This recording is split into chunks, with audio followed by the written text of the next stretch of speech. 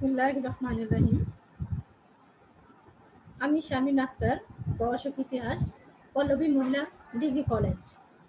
আজকে আমি তোমাদের ইতিহাস প্রথম বর্ষের তোমাদের একাদশ শ্রেণীর ইতিহাস প্রথম পত্র তোমাদের আজকে আমি পাঠদান করব। তোমরা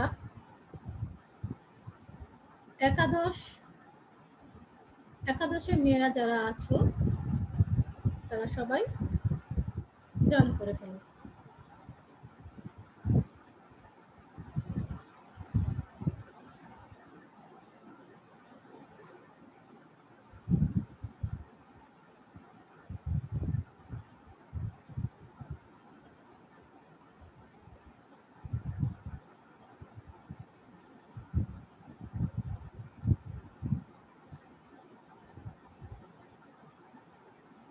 আমি শামীম আক্তার, প্রভাষক ইতিহাস। আজকে তোমাদের একাদশ শ্রেণীর প্রথম পত্র ইতিহাসে পাঠদান করব।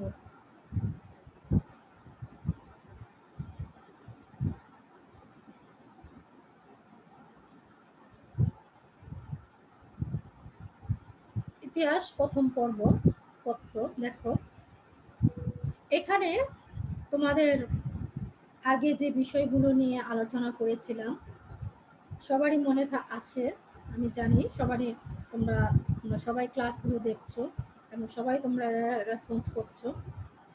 তো আজকে আমি তোমাদের যে বিষয় নিয়ে আলোচনা করব, আলোচনা বিষয় আমি তোমাদের লিখে দিচ্ছি। প্যালেস্টিনের পররাষ্ট্র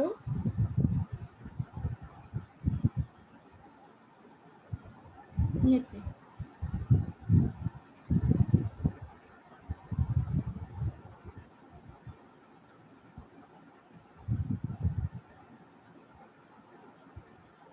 দেখো, প্যালেস্টিনের পররাষ্ট্র নীতি নিয়ে আজকে আমি তোমাদের মাঝে আলোচনা করব। দেখো, হ্যাস্টিন গভর্নর হিসেবে দায়িত্ব গ্রহণ করে দেখলেন যে কোম্পানির ইতিমধ্যে যে বাংলার বণিক সংঘ থেকে এই শাসন, এই রাজনৈতিক শক্তিকে পরিণত হয়েছে। ফলে ভারতের অন্য রাজ্যসমূহ এবং রাজনৈতিক এই শক্তির প্রতি সুনির্দিষ্ট নীতি অনুসরণ করা প্রয়োজন। তাই তিনি গভর্নর পদে নিযুক্ত হয়ে সর্বপ্রথম এই পররাষ্ট্র সীমান্ত নীতি বিষয়ে কিছু পরিবর্তন সাধন করেন। তিনি লক্ষ্য করেন যে কোম্পানি ইতিমধ্যে যে বাণিজ্য প্রতিষ্ঠান থেকে যে রাজনৈতিক প্রতিষ্ঠান এই পরিণত হয়ে পড়েছে। সুতরাং এই ভারতবর্ষে যে ইংরেজদের যে অধিকার স্থায়ী করতে হলেও দেশে এই রাজাদেরকে যথাসম্ভব ইংরেজদের সাহায্যের উপরে এই নির্ভরশীল করে তোলা প্রয়োজন। এজন্য তিনি যে অধীনতামূলক নীতি সূচনা করে, যা পরবর্তীতে অধিকারগণ ব্যাপকভাবে প্রয়োগ করেছেন। এখন দেখো, এখানে আছে অযোধ্যা নীতি।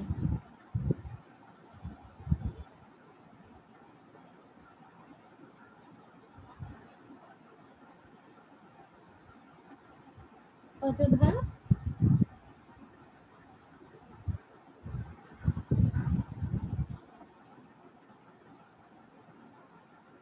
নীতি। দেখো, এই অযোধ্যা নীতিটা কি, এই জিনিসটা অবশ্যই আমাদের জানতে হবে। দেখো, এক চরম দুর্যোগময় মুহূর্তে এই হ্যাস্টিন এই বাংলা শাসন ভার গ্রহণ করেন। এদেশের যে দুর্ভিক্ষ পীড়িত জনগণকে বাঁচতে তিনি ব্রিটিশ যে পার্লামেন্ট হতে 10 লক্ষ পাউন্ড ঋণ গ্রহণ করেছিলেন। কত লক্ষ পাউন্ড ঋণ গ্রহণ করেছিলেন? দেখো, 10 লক্ষ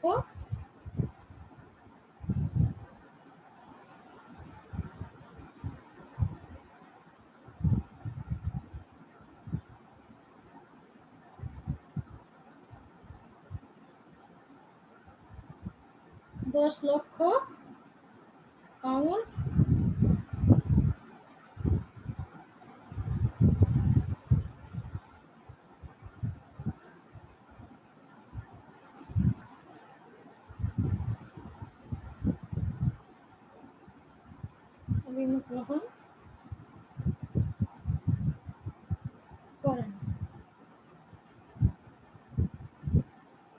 তারপর দেখো, যার দরুন তাকে ঋণ পরিশোধ ও আর্থিক উন্নতির জন্য ব্যয় সংকোচন এই নীতি গ্রহণ করে গৃহীত উন্নতির বিরুদ্ধে কাজ শুরু করতে হয়।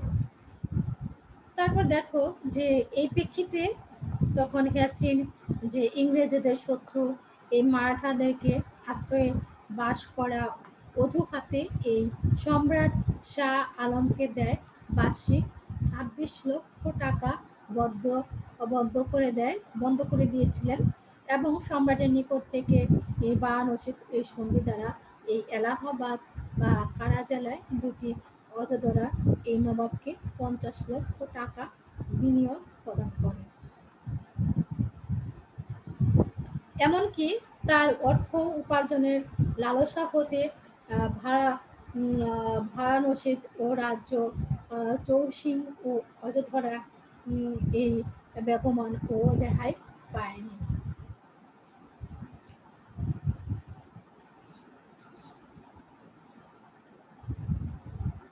দেখো, এভাবে ক্যাস্টিন এই অযোধ্যারা শক্তি বৃদ্ধি করে একে মারাঠা ও ইংরেজদের মধ্যে একটি শক্তিশালী ও মধ্যবর্তী রাজ্য হিসেবে গড়ে তুলতে সক্ষম হয়েছিল।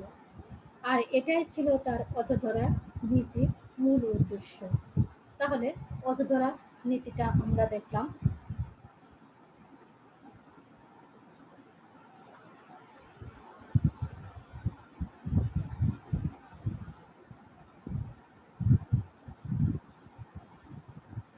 দেখো,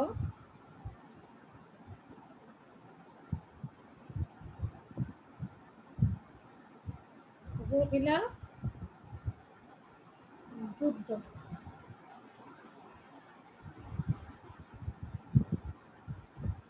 রোহিলা যুদ্ধটা দেখবো এখন। আমরা অযোধ্যা নীতি নিয়ে আলোচনা করেছি,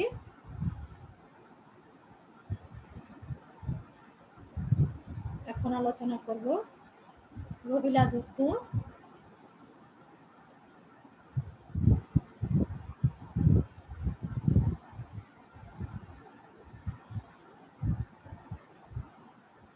দেখো, রোহিলা যুদ্ধ এই ইতিহাসের এই বর্তমানের যুক্তপ্রদেশ এই অধিবাসী এই রোহিলা আফগানের নামে পরিচিত ছিল।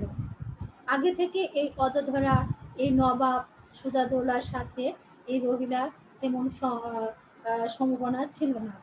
এই কারণ তিনি এই রোহিলা খণ্ডে জয়ের জন্য তারা কি করেছে, 40 লক্ষ টাকার বিনিময়ে এই লর্ড হ্যাস্টিনের সাহায্য প্রার্থনা করেছিলেন।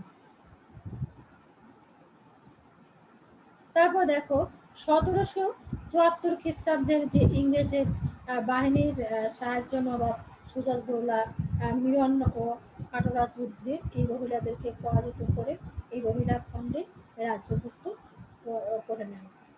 এই যুদ্ধে রোহিলা সর্বদা হাফিজ রহমান খানের নিহত হয়েছিলেন। তাহলে দেখো, আমরা রোহিলা যুদ্ধটা দেখলাম।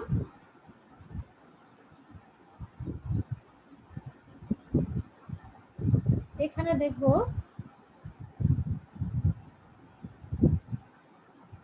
প্রথম ইন্দো মারাঠা যুদ্ধ।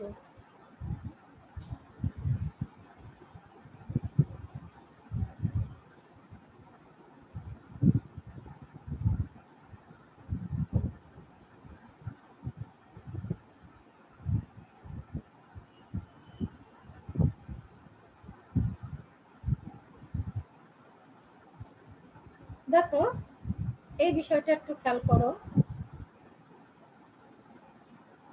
প্রথম ইন্দো মারাঠার যুদ্ধ।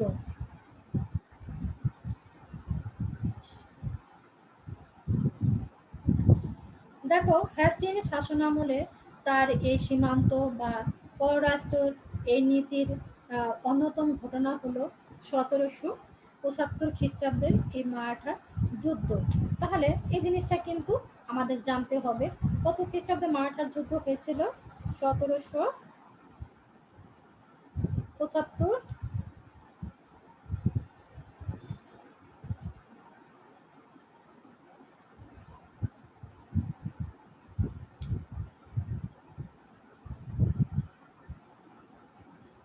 1775 খ্রিস্টাব্দে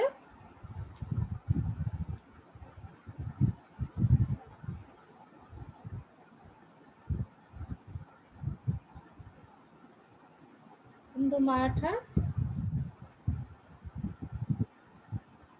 যুদ্ধ হয়েছে।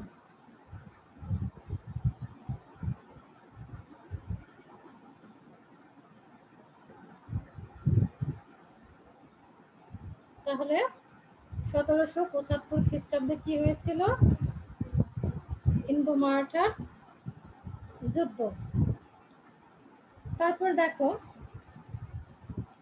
শুরু হয় হ্যাস্টিংয়ের এই ডাইরেক্টর ও সভায় নির্দেশনা এই মারাঠা সদায় রঘুনাথ রাওয়ালের পক্ষে যান। তেরেগা এই যুদ্ধের এই ইংরেজি বাহিনী শোচনীয়ভাবে পরাজিত হয় এবং 1779 খ্রিস্টাব্দের ওয়ারাগার এই সন্ধি মোতাবেকে তার রঘুনাথ ও রায়ের পক্ষে ত্যাগ করতেন এবং বিজিত রাজ্যগুলো এই মারাঠার নিকট ফেরত নিতে রাজি হন। কিন্তু লর্ড হ্যাস্টিং এই সন্ধি অস্বীকার করে সেনাপতি গর্ডনের এর সহায়তার ও আহমেদ বেগকে বেসিন দখল করেন। পুনরায় এই যুদ্ধের এই মারাঠাদেরকে নিকট এই গর্ডার পরাজিত হলেও তার সেনাপতি পপমালের নেতৃত্বের এই ইংরেজের এই গোয়েন্দা দুর্গ অধিকার করেন। শেষ পর্যায়ে এর সন্ধির প্রচেষ্টা তো ইংরেজদের মারাঠার মধ্যে সাবরই এর সন্ধি স্বাক্ষরিত হয়েছিল 1782 খ্রিস্টাব্দে। জিনিসটা কিন্তু তোমাদের মনে রাখতে হবে যে কত খ্রিস্টাব্দে তোমাদের সালভই এই সন্ধি স্বাক্ষর হয়েছিল। সালভই সন্ধি স্বাক্ষর হয়েছিল 1882 খ্রিস্টাব্দে। আমি তোমাদের এটা লিখেও দিচ্ছি, তোমরা একটু খেয়াল করো। দেখো 1882 খ্রিস্টাব্দে হয়েছিল সালভই সন্ধি। সালভই এর সন্ধি হয়েছিল 1882 খ্রিস্টাব্দে। তাহলে দেখো আমি তোমাদের কিন্তু প্রত্যেকটা সনই কিন্তু আমি তোমাদের লিখে দিচ্ছি, যে সনগুলো খুবই গুরুত্বপূর্ণ। এই সনগুলো তোমাদের লিখে দিচ্ছি, এই সনগুলো তোমাদের কিন্তু মনে রাখতে হবে। তারপর দেখো এই সন্ধির ফলে প্রথম ইন্দো মারাঠার যুদ্ধ এভাবে অবসান ঘটেছিল। তাহলে দেখো আমরা এখানে কি কি দেখলাম আজকে? এখানে আমরা দেখলাম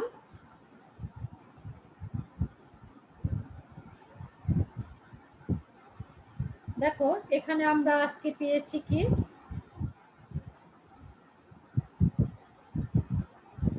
দেখো আমরা এখানে আলোচনা করলাম অযোধ্যা নীতি, তারপর রোহিলা যুদ্ধ, প্রথম ইন্দো মারাঠার যুদ্ধ। প্রথম ইন্দো মারাঠার যুদ্ধের মধ্যে কিন্তু আমরা কয়েকটা সন পেয়েছি, এই সনগুলো আমি তোমাদের লিখে দিয়েছি, এটা তোমরা মনে রাখবে। এখন আমরা আরেকটা বিষয় নিয়ে আলোচনা করব। এই বিষয়টা তোমরা সবাই খেয়াল করো যে নিয়ামক আইন বা রেগুলেটিং অ্যাক্ট, এটা কিন্তু তোমাদের খুবই গুরুত্বপূর্ণ একটা বিষয়। এটা কিন্তু তোমাদের সৃজনশীল এবং নৈবিত্তিক সবকিছুতেই কিন্তু এই জিনিসগুলো কিন্তু আসে। দেখো নিয়ামক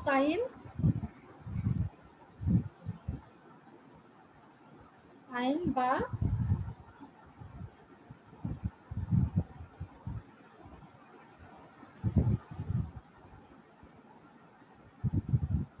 রেগুলেটিং অ্যাক্ট,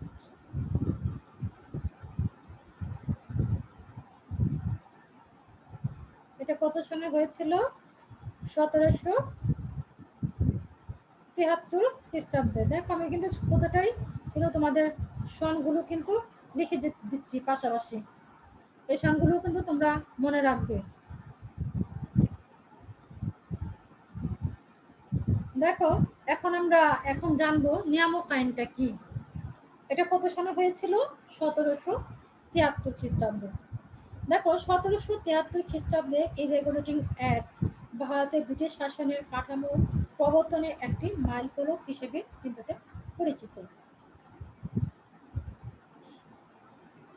দেখো ভারতের তদান্তি ও সমস্যা সমাধান করবে ব্রিটিশ পার্লামেন্টের এই হস্তক্ষেপের ফলে হলো রেগুলেটিং অ্যাক্ট।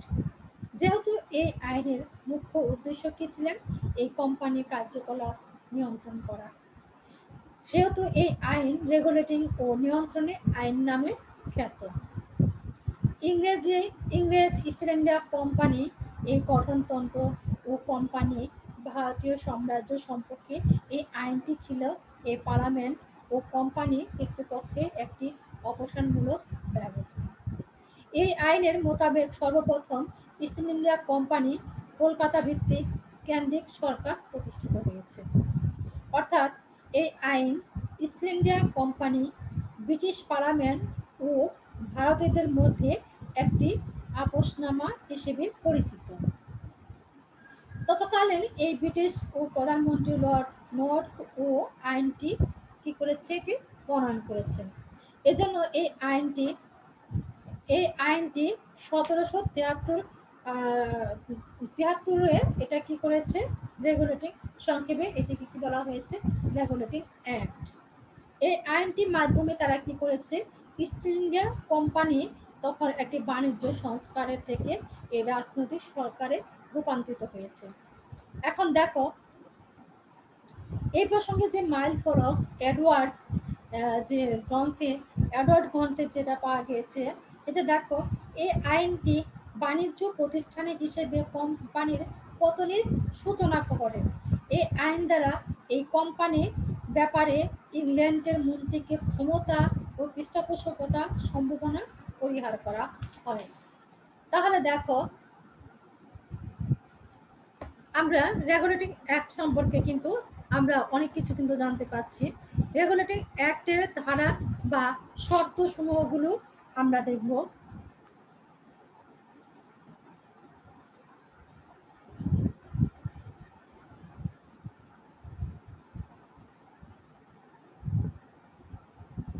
দেখো রেগুলেটিং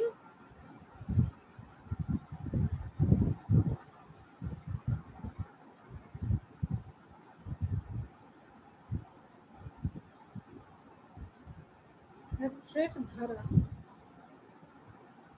ধারা বা শর্ত।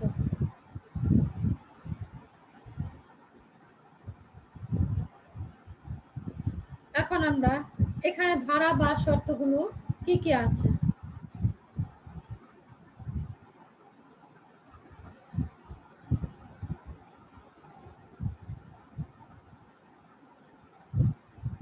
এখানে ধারা বা শর্তগুলো আমরা এখন আলোচনা করব। ক নম্বরে আছে কোম্পানি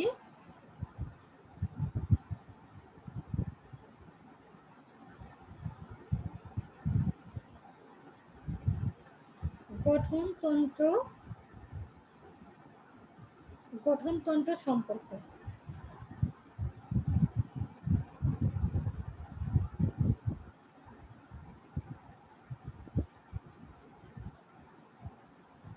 দেখো কোম্পানির গঠনতন্ত্র সম্পর্কে আমি তোমাদের কিছু ধারণা দিয়ে দিচ্ছি। এখানে দেখো 1 নম্বরে আছে যে কোম্পানির সকল অংশীদার এখন থেকে কোম্পানি সাধারণত সভা ভোট দিতে পারবে না। একমাত্র যাদেরকে 1000 টাকার মূল্যে শেয়ার আছে তারাই ভোট দিতে পারবে। 1000 টাকার উপরে যার কাছে শেয়ার আছে তারাই এখানে ভোট দিতে পারবে। যাদেরকে আরো বেশি মূল্য শেয়ার আছে তারা এই শেয়ারের অনুপাতে একাধিক ভোট দিতে পারবে। এর ফলে বেশি মূল্যের অর্থ লগ্নকারী ও শেয়ার হোল্ডারদের প্রাধান্য প্রতিষ্ঠিত হয়। তারপর 2 নম্বরে যে বিষয়টা বলা হয়েছে যে শেয়ার হোল্ডারদের ভোটের পরিচালনা সভা এই সদস্যদেরকে নির্বাচন করার ব্যবস্থা করা হয়।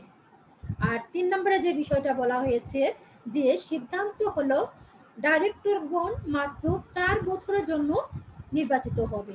তাহলে এখানে কিন্তু বলা হয়েছে যে এখানে মাত্র 4 বছরের জন্য তাদেরকে কি করা হবে, নির্বাচন করা হবে। এই ডাইরেক্টরের সংখ্যা থাকবে কত, 24 করা হয় এবং তাদেরকে 1/4 অংশে প্রতি বছরে অবসর গ্রহণ করবে। এবং 1 বছর পর তা পুনরায় কি করবে, প্রার্থী হিসেবে নির্বাচন হতে পারবে। আর 4 যে কথা বলা হয়েছে যে ডাইরেক্টরের যে সভা ভারত কোম্পানির এই কাজকর্ম, নীতি ও বৈদেশিক নীতি এবং বাণিজ্যিক প্রভুত্ব পরিচালনা কে করবে, চূড়ান্ত দায়িত্ব ক্ষমতা তারা কি করবে, ক্ষমতা পাবে। আর পঞ্চমে যে বিষয়টা বলেছে যে ডাইরেক্টর সভায় তারা কি করবে, সদস্য হিসেবে যে প্রার্থী হতে হলে ইংল্যান্ডের অন্তত 2 বছরে একাধিক ক্রমে বাস করতে হবে বলা বলা হয়। আর ষষ্ঠ যে বিষয়টা বলেছে যে ভারত থেকে যে প্রাপ্ত ও রাজস্ব সংস্কারের সকল প্রকার কাগজপত্র ব্রিটিশ ও ট্রেজারির নিকট এবং সামরিক ও বেসামরিক বিষয় যাবতীয় তথ্য ব্রিটিশ মন্ত্রিসভার নিকট পেশ করা এবং ডাইরেক্টরের সবার উপর বাধ্যতামূলক করা হবে। তাহলে দেখো, আমরা কিন্তু এই কোম্পানি গঠনতন্ত্র সম্পর্কে কিন্তু কিছু পয়েন্ট তোমাদের আমি কিন্তু বললাম। এই বিষয়গুলোর প্রতি তোমরা একটু গুরুত্ব রাখবে। তারপর দেখো, আমি যাচ্ছি আবার, এটা কিন্তু ক নাম্বারের বিষয় নিয়ে আলোচনা করলাম, কোম্পানির গঠনতন্ত্রের সম্পর্ক, কিভাবে গঠনতন্ত্র সম্পর্ক করা হয়েছিল এই সম্পর্কে আলোচনা করেছি। এখন আমি যাব খ নাম্বারে। খ নাম্বারের বিষয় খেয়াল করো যে ভারত শাসন সম্পর্ক, ভারত শাসন কিভাবে করা হয়েছিল। এখন দেখো, ভারত শাসন সম্পর্ক বিষয়টি কিন্তু খুবই মজার, এবং তোমরা যদি একটু গুরুত্বভাবে যদি বিষয়গুলো দেখো মনোযোগ দিয়ে, তাহলে কিন্তু সবকিছু কিন্তু সহজ হয়ে যাবে। তাহলে আমাদের কিন্তু অনেক গুরুত্ব দিয়ে বিষয়গুলো দেখতে হবে, এবং জিনিসগুলো একটু গুরুত্ব সহকারে দেখলেই সহজ হয়ে যাচ্ছে। দেখো, 2 নম্বরের যে পয়েন্টটা আমি বললাম তোমাদের, যে ভারত শাসন সম্পর্ক। দেখো, ভারত শাসনের সম্পর্কে কয়েকটা পয়েন্ট আমি তোমাদের বলছি। যে কোম্পানি যে ভারতীয় সাম্রাজ্যের যে প্রশাসন, তার এই গভর্নর জেনারেল এবং 4 সদস্য বৈশিষ্ট্য একটি কাউন্সিল হাতে ন্যস্ত করা হয়। তারপর 2 নম্বরে বলা হয়েছে যে এই কাউন্সিলের নামকরণ করা হয় সুপ্রিম কোর্ট বা হাইকোর্ট কাউন্সিল। আর 3 নম্বরে যে বিষয়টা বলা হয়েছে যে এই কাউন্সিলের হবে কি 4 জন সদস্য, ডাইরেক্টর সভা সুপারিশ অনুযায়ী ইংল্যান্ডের রাজা কর্তৃক নিযুক্ত হবে।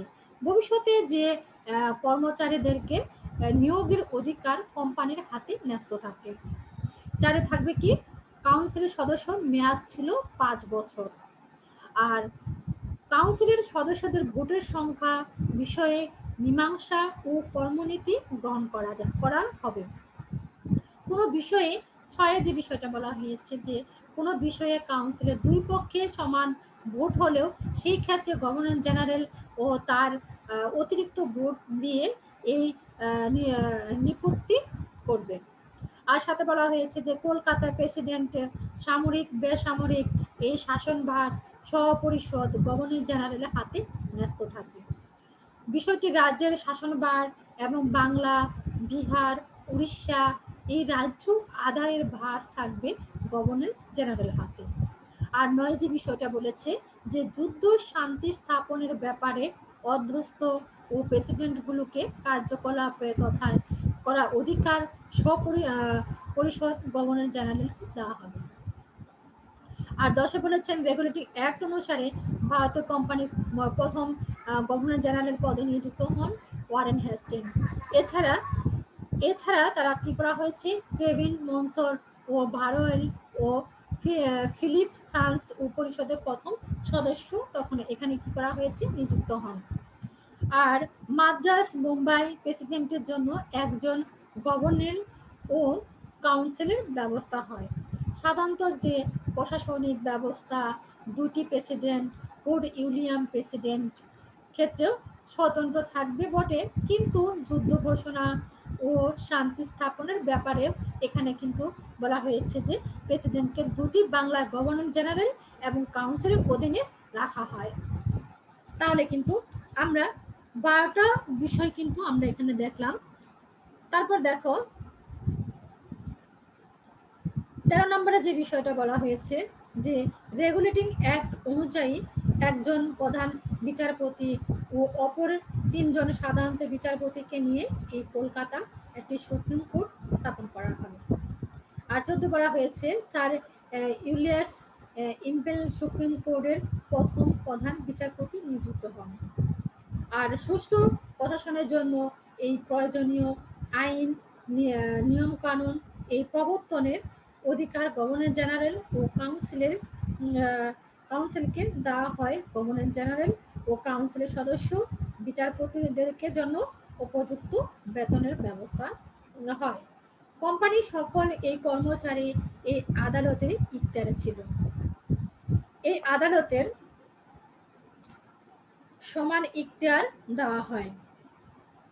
এই আইনে বলা হয় ইংল্যান্ডের সরকার দ্বারা নিযুক্ত কোনো ব্যক্তি বা কোম্পানির ও তার এই কর্মচারীর প্রত্যক্ষ বা পরোক্ষভাবে তারা এই ন্যায্য বেতন বা উপসত্ত্ব ছাড়াও তারা উপটকন দান বা পুরস্কার গ্রহণ করতে পারবে না। তাহলে আমরা এখানে ভারত শাসন সম্পর্কে আমরা এখানে দেখলাম। এখন সর্বশেষ একটা বিষয় নিয়ে আমি তোমাদের এই বিষয়টা শেষ করে দেব আজকে। দেখো রেগুলেটিং অ্যাক্টের সমালোচনা ও ত্রুটি।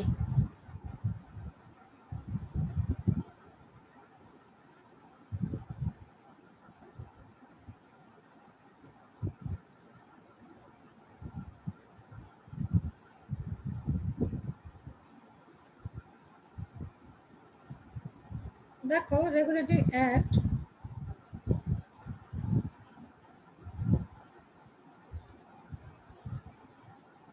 সমালোচনা বা ত্রুটি। আজকে সর্বশেষ আমাদের টপিকটা হচ্ছে রেগুলেটিং অ্যাক্টের সমালোচনা ত্রুটি নিয়ে আলোচনা করব। এই বিষয়টা তোমরা একটু খেয়াল করে দেখো।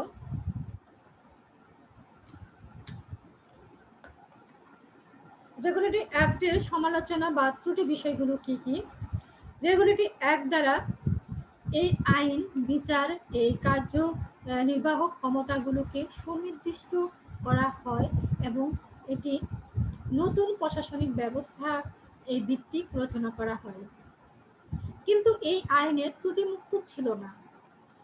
এর ত্রুটি সম্পর্কে ইলবার্ট লিখেছেন যে সুপ্রিম কোর্ট এলাকা এই বাংলার সরকারের সাথে কোর্টের সম্পর্ক এবং গভর্নর ও জেনারেল ও তার কাউন্সিলের পৃথক ও ক্ষমতা কর্তৃক সম্পর্কে 1773 খ্রিস্টাব্দের আইন ছিল অস্পষ্ট ও দুর্বোধ্য। রেগুলেটিং অ্যাক্টের আইনের সমালোচনা হলো বাইটের ও রাউজ বলেন এই আইনের উদ্দেশ্য ছিল যে মহৎ, কিন্তু তার চেষ্টা ব্যবস্থা ছিল ত্রুটিপূর্ণ। রবার্টস এর মতে বলেছেন যে কোম্পানির উপরে ব্রিটিশ মন্ত্রিসভার নিয়ন্ত্রণ ক্ষমতা, কোম্পানি কর্মচারীদের উপরে ডাইরেক্টরের সভা এই নিয়ন্ত্রণ ক্ষমতা এবং কাউন্সিলের উপরে গভর্নর জেনারেল নিয়ন্ত্রণ ক্ষমতা আইনের সুনির্দিষ্ট ছিল না। সর্বোপরি এই রেগুলেটিং অ্যাক্ট সমালোচনা বা ত্রুটি সত্ত্বেও এর গুরুত্ব অস্বীকার করা যায় না। ভারত সম্বন্ধে ব্রিটিশ পার্লামেন্টের যে সকল আইন রচনা করেছিলেন রেগুলেটিং আইন ছিলেন তত্ত্বগুলি সর্বপ্রথম। ব্রিটিশ শাসিত ভারতের জন্য এটি ছিলেন কি সর্বপ্রথম লিখিত সংবিধান। কোম্পানির ব্যাপারে এই পার্লামেন্টের এই হস্তক্ষেপের অধিকার, এই কোম্পানির প্রশাসনের পরিচালনা করা ব্যাপারে পার্লামেন্টের নিয়ন্ত্রণের অধিকার সর্বপ্রথম এই আইন দ্বারা স্বীকৃত হয়। এই কোম্পানির হাত থেকে এই পার্লামেন্টের হাতে ক্ষমতা হস্তান্তর এটি হলো প্রথম সূচনা, যার ব্যক্তি বিশেষ এই শাসনের পরিবর্তনে গোষ্ঠী শাসনে প্রতিষ্ঠিত করা হয়েছিল। তাহলে দেখো আজকে আমরা অনেক বিষয়ই তোমাদের আজকে আমি আলোচনা করেছি। তো এই আলোচনার বিষয়গুলো আমি আরেকবার তোমাদের মনে করে দিতে চাচ্ছি যে আমরা কি কি বিষয় নিয়ে আজকে আলোচনা করলাম। এই বিষয়গুলো আবার আমরা একটু ঘুরে আসি, যে দেখি কি কি বিষয় নিয়ে আমরা আজকে আলোচনা করেছি।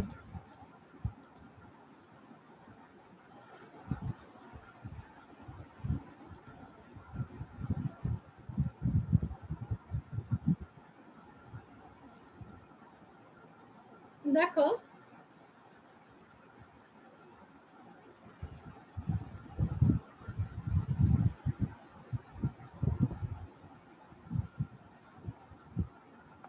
আমাদের আজকে আলোচনার বিষয় কি ছিল? আলোচনার বিষয় ছিল হ্যাস্টিনের পররাষ্ট্র নীতি। এখানে আলোচনা করেছি অযোধ্যা নীতি নিয়ে আলোচনা করেছি, রোহিলা যুদ্ধ, প্রথম ইন্দো মারাঠার যুদ্ধ, আর তারপর আমরা আলোচনা করেছি কি নিয়ামক আইন, রেগুলেটিং অ্যাক্ট। এখানে আলোচনা করেছি রেগুলেটিং অ্যাক্টের ধারা বা শর্ত, এর মধ্যে আছে কি কোম্পানি গঠনতন্ত্র সম্পর্ক বা শাসন সম্পর্ক, আর আছে রেগুলেটিং অ্যাক্টের সমালোচনা ত্রুটি। এই নিয়ে তোমাদের আজকে আমি আজকে আলোচনা করেছি। এই জিনিসগুলো তোমরা অবশ্যই সুন্দর করে মনে রাখবে এবং পরবর্তীতে তোমাদের আবার আসবো তোমাদের মাঝে এবং পরবর্তী টপিকস নিয়ে আলোচনা করব। এবং তোমরা পরবর্তীতে কি বিষয় নিয়ে টপিকস আছে তোমরা বাসায় বসে দেখে নেবে, এবং এই বিষয় নিয়ে তোমাদের পরবর্তী ক্লাসে আমি আলোচনা করব। তোমরা সেই পর্যন্ত সবাই সুস্থ থাকবে এবং ভালো থাকবে, এবং সবাই বাসায় বসে ক্লাসগুলো দেখবে, এবং সবাই ক্লাসগুলো যেখানে না বুঝো সেখানে অবশ্যই তোমরা আমাকে ফোন করবে, এবং সেখানে আমি তোমাদের বুঝিয়ে দেওয়ার চেষ্টা করব।